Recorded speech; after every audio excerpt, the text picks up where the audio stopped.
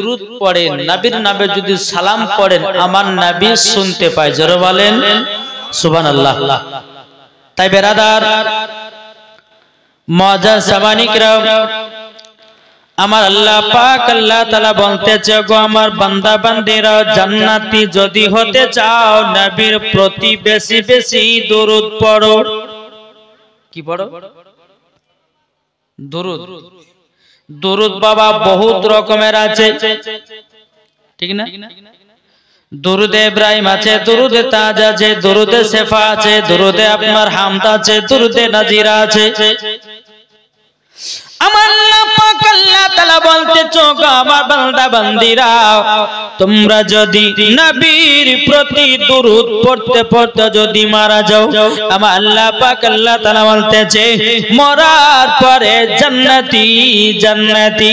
জোরে বলেন সুবহানাল্লাহ।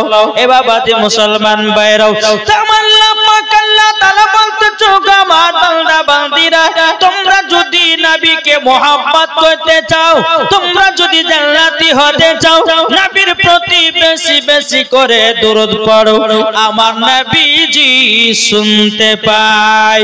আমার আল্লাহ পাক আল্লাহ তাআলা বলতেছি, আন-নাবিয়্যু আওলা বিল মুমিনিনা মিন আনফুসিহিম। প্রত্যেকটা মুমিনের আত্মার চাইতে আমার নবীজি নিকটে আছে। জোরে বলেন সুবহানাল্লাহ। আমার মা বোনদেরকে বলতে চাই, গো মা জননী, ও মা জননী, নারী যদি হতই খাতুনে জান্নাতের মতো হন, নারী যদি হতই হযরত রাবিয়া বসির মতো হন, নারী যদি হতই হযরত মা আমিনা রাদিয়াল্লাহু তাআলা আনহার মতো নারী হন, নারী যদি হতই ও গো মা জননী হযরত মা আয়েশা রাদিয়াল্লাহু তাআলা আনহার মতো নারী হন, মরার পরে জান্নাতি জান্নাতি। ঠিক না? যদি তুমি মেলা দেখা মহিলা যদি হও, তুমি মরার পরে জান্নাতি হবে না। কি হবে? জি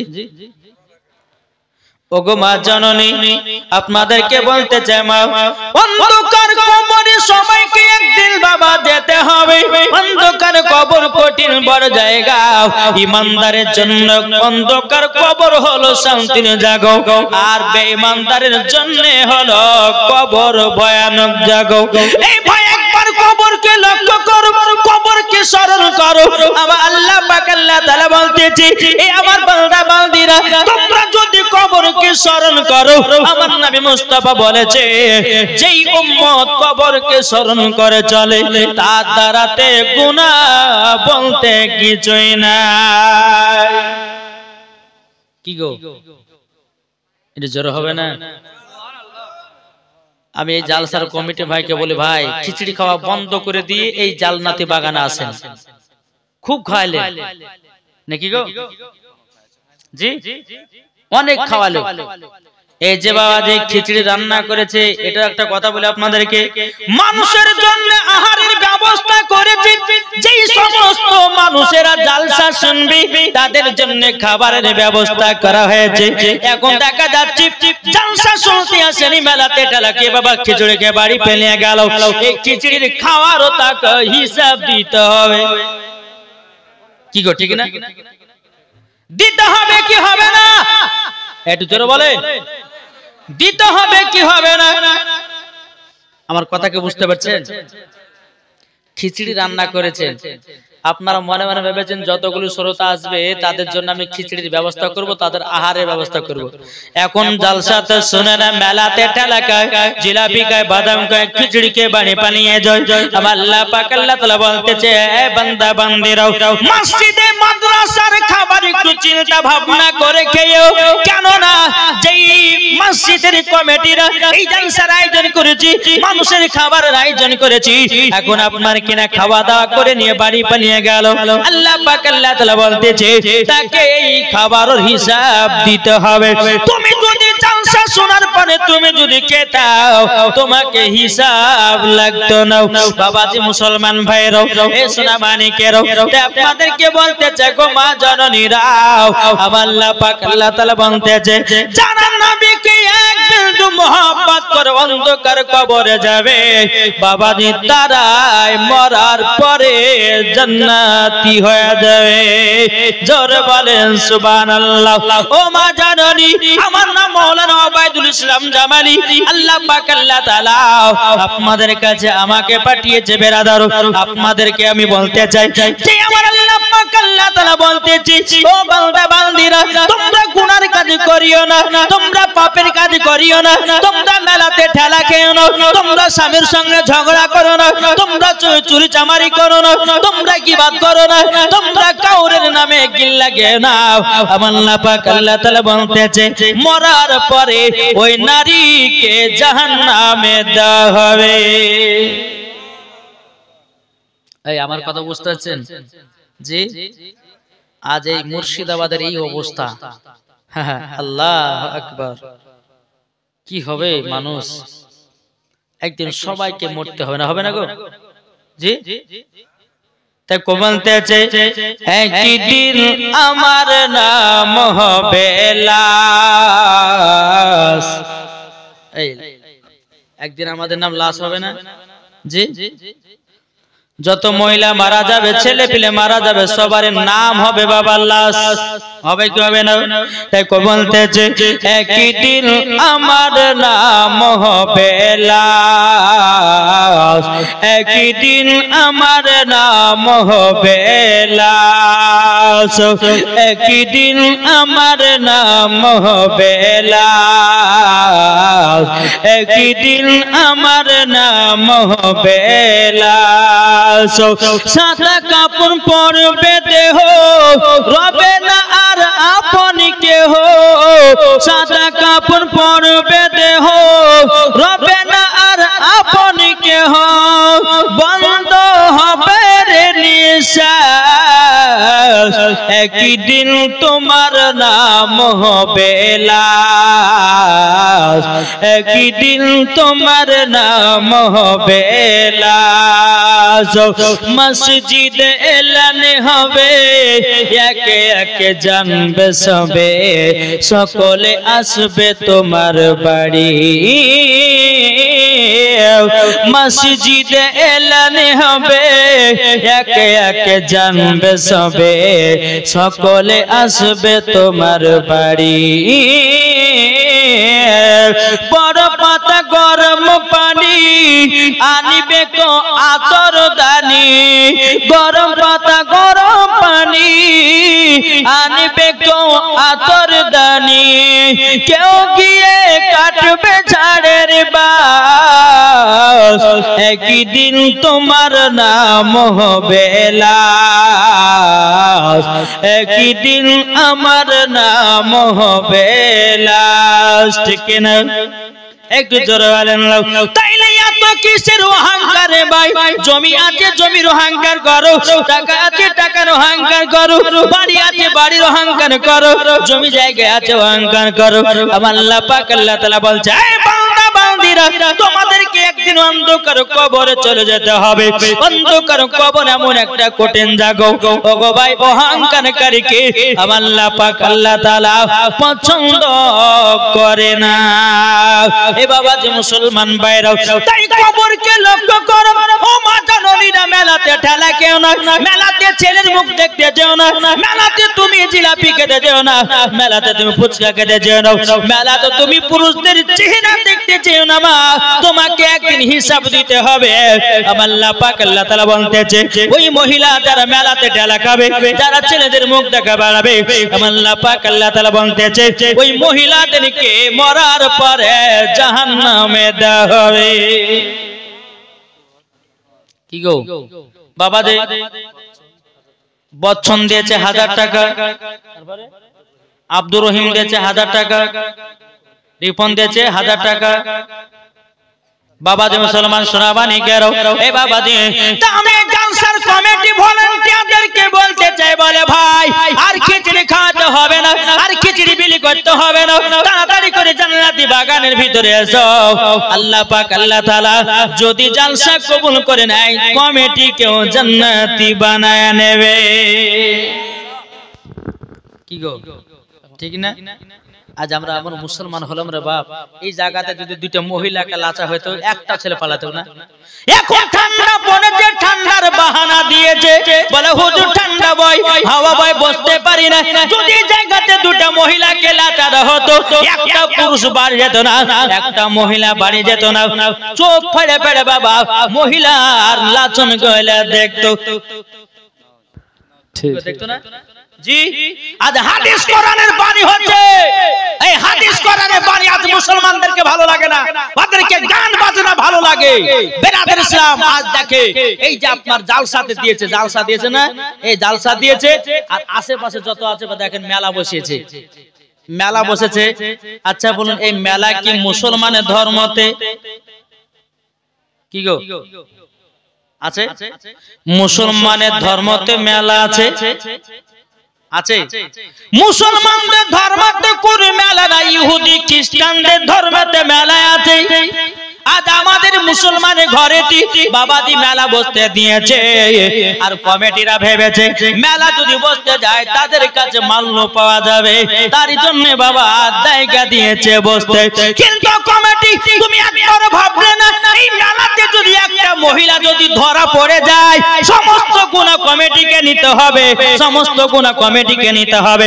আমি বলতে চাই, হক কথা বলবো। আল্লাহ পাক আল্লাহ তাআলা বলে, ওয়া কুল জাআল হক ওয়া জাহাকাল বাতিল ইন্নাল বাতিলা কানা জাহুকা। সত্য এসেছে, মিথ্যা ধ্বংস হয়ে গেছে। এই ওয়াজটা বাবা যে একজাতে করেছিলেন, তো কমিটি বিদায় করার সময় হুজুর টাকা দিব না, বলে কেন আপনি মেলার টাকার কথা বললেন? হ্যাঁ, মানে ওরা লিয়েছে বুঝলেন, আর একবার হক কথাটা লেগে গেছে, বলছে হুজুরকে টাকা দেব না, বলছে তোর টাকা দিব না, যা ওই টাকা আমি ফকির মিসকিনকে দান করে দিলাম। হক কথা বলো, জীবনের পরোয়া করব না। আজ মুসলমানদের ঘরে কেন এত বড় মেলা সাজবে? কি গো কথা বলতে পারেন না? হক পথে চলুন, হক কথা বলুন, আমার আল্লাহ পাক আল্লাহ তাআলা আপনাকে পছন্দ করবে। জোরে বলেন জি। আজ তুমি মেলা বসতে দিয়েছো, আর ওই মেলার কাছে 100-200 করে চাঁদা তুলবে, আল্লাহ বলছে ইয়ার হিসাব তোমাকে দিতে হবে কাল কিয়ামতের ময়দানে। দিতে হবে না? হবে না জি, অবশ্যই দিতে হবে। তাই আপনাদেরকে বলতে চাই, মরার আগে আগে তুমি হিসাব করে নাও। অন্ধকার কবর একদিন যেতে হবে, কি হবে না ভাই জি? অন্ধকার কবরে যেতে হবে। তাই বেরাদার ইসলাম মুআজ্জাজ সামানি কিরাম, আল্লাহ পাক আল্লাহ তাআলা বলতে চোখ আমার বান্দা বান্দিরাও, তোমরা যদি নবীকে মুহাম্মদ করো রে ভাই, তাইলে পরে চলো যাই আমরা নবীজির প্রতি দুরূদ কানা পড়ে মরার পরে জান্নাতি হয়ে যাবে। কি গো ঠিক না? এই নবীর প্রতি দরুদ পড়েছে বাবা বনের হরিণেরা। জোরে বলেন, নবীর প্রতি দরুদ পড়েছে আপনার কিনা বনের বাঘেরা। নবীর প্রতি দরুদ পড়েছে বেরাদুল ইসলাম মুআজ্জাজ সামানি কিরাম, গাছে। নবীর প্রতি দরুদ পড়েছে পাথরে।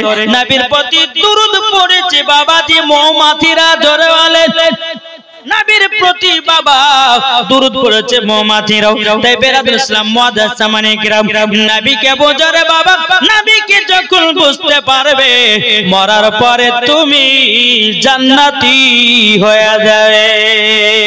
বাবাজি মুসলমান ভাইরাও, এ সোনা মানিকেরাও, আপনাদেরকে বলতে চাই রে বাবা, আমার আল্লাহ পাক আল্লাহ তাআলা বলছো গো আমার বান্দা বান্দিরাও, যেই নবীর প্রতি দরুদ পড়ে আমি, যে নবীর প্রতি দরুদ পড়ে ফেরেশতাগণেরাও, ও আমার ইমানদার মুসলমানেরাও, তোমরাও বেশি বেশি করে নবীর প্রতি দরুদ গান পড়তে থাকো।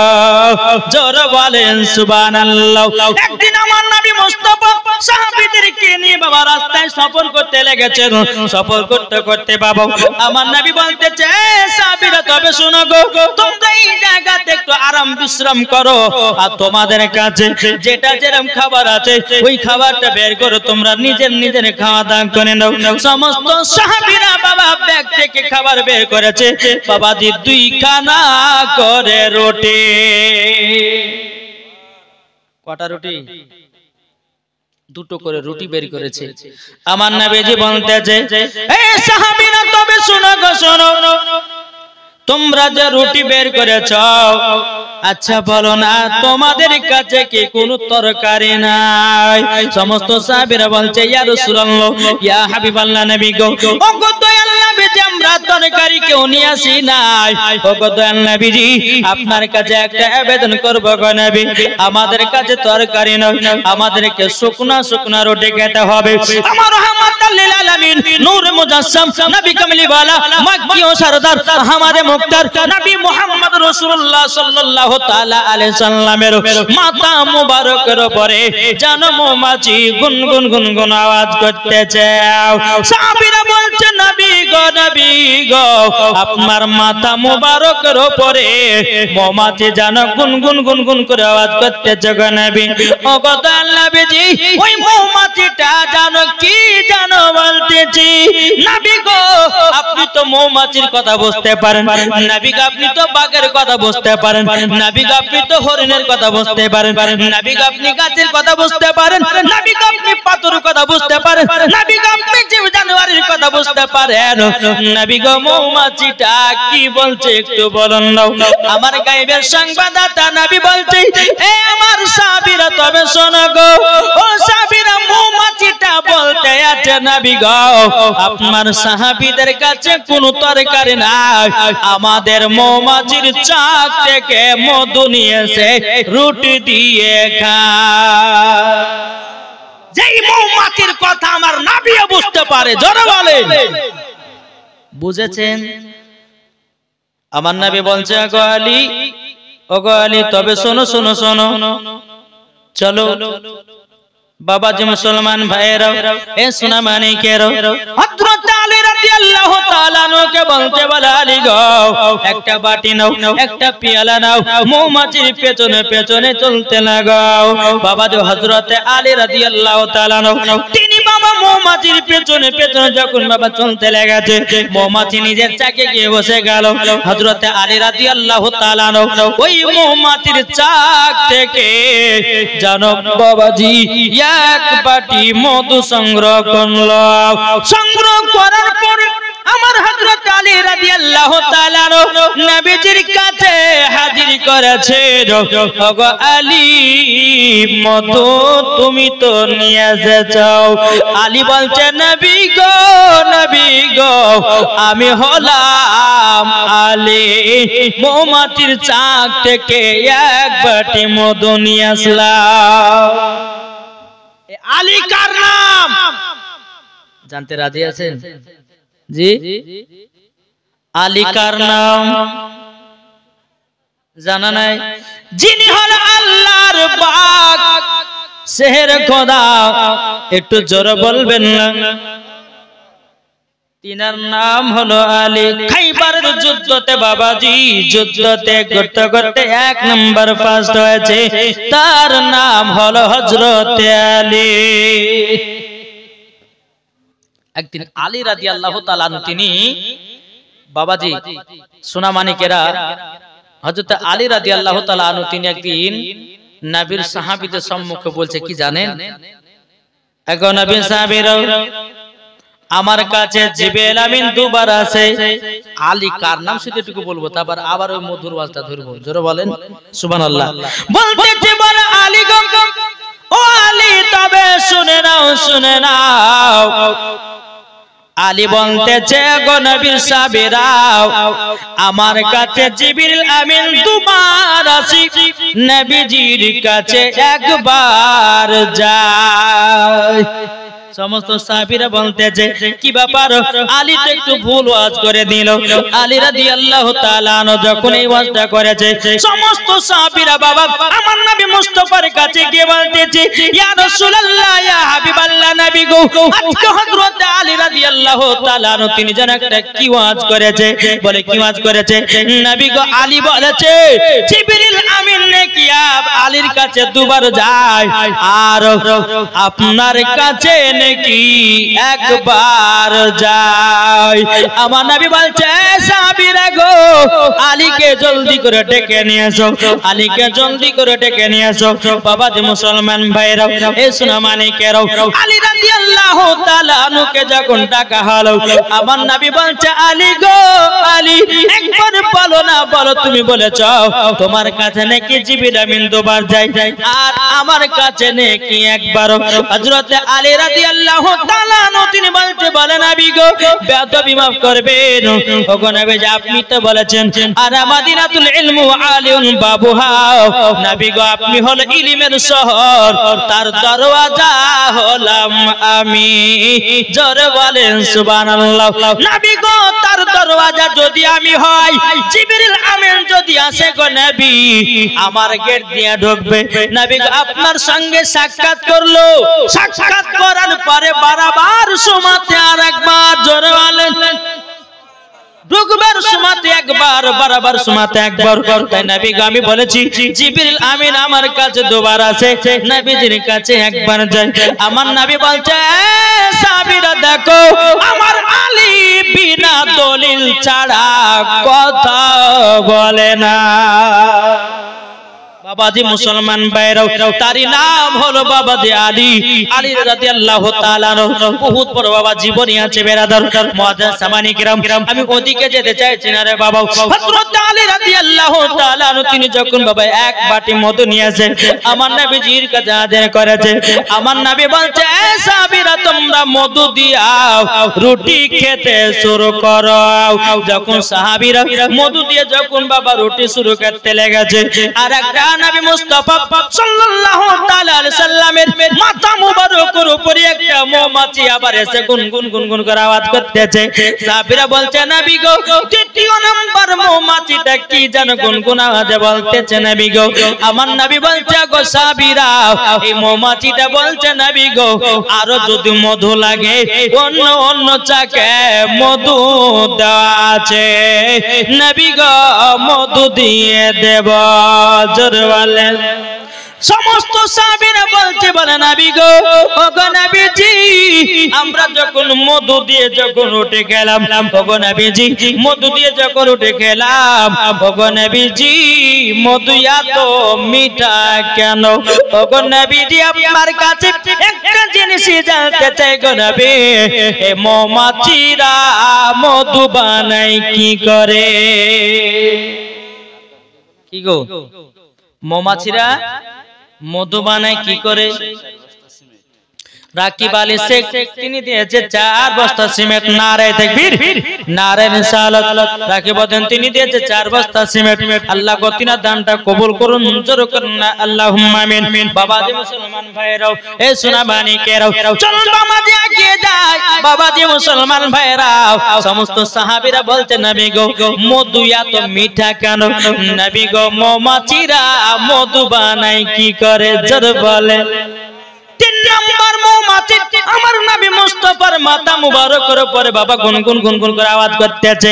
সমস্ত সাহাবীরা বলছে নবী গো 3 নাম্বার মৌমাছিটা কেন গুনগুন গুনগুন করে আওয়াজ করতেছে? আমার নবী বলছে সাহাবীরা তোমরা তো আমাকে বলেছো মৌমাছিরা মধু বানায় কি করে, ওই মৌমাছিটা আমাকে বলতে আছে। জোরে বলেন না সুবহানাল্লাহ। সাহাবীরা বলছে নবী গো ও গো দয়াল নবীজি আমরাও জানতে চাই মৌমাছি কিভাবে মধু তৈরি করে। তখন বেরাদার ইসলাম মুআজ্জাজ সামানি কিরাও, এ সুনামানি কিরাও, আমার নবীজি বলতেছে বলো গো আমার সাহাবীরা মৌমাছিরা মধু বানায় কি করে শুনে নাও। আমার নবীজি বলতে আছে এ সাহাবীরা প্রত্যেকটা মৌমাছি ফুল থেকে রস সংগ্রহ করে নিয়ে আসে, প্রত্যেকটা ফুল থেকে রসগুলোকে সংগ্রহ করে নিয়ে আসে, একই জায়গাতে একত্রিত করে। সাহাবীরা বলছেন নবী গো কোন ফুলের রস তো তিতা হয়, কোন ফুলের রস তো খাঁটা হয়, কোন ফুলের রস তো আপনার কিনা মিঠা হয়। নবী গো তিনটা যদি রসকে একই জায়গাতে একত্রিত করে এইরকম তো মধু হতে পারে না। ওগো নবীজি এরকম তো মধু হতে পারে না। আমার নবীজি বলতে গো সাহাবীরা যখন ফুল থেকে রসগুলোকে সংগ্রহ করে নিয়েছে একই জায়গাতে একত্রিত করে, প্রত্যেকটা মৌমাছিরা যখন মধু বানায় আমার প্রতি দুরূদ পড়ে অটোমেটিক মধু হয়ে যায়। নারে তাকবীর, নারে রিসালাত, মাসলাকে আলা হাজরাত। যেই মৌমাছি নবীর প্রতি দুরূদ পড়ে মধু বানাতে পারে, আমরা কেন নবীর প্রতি দুরূদ পড়ে ঈমান তাজা করতে পারি না? কি গো হবে না? তাজা হবে না? জি ইনশাআল্লাহ হবে।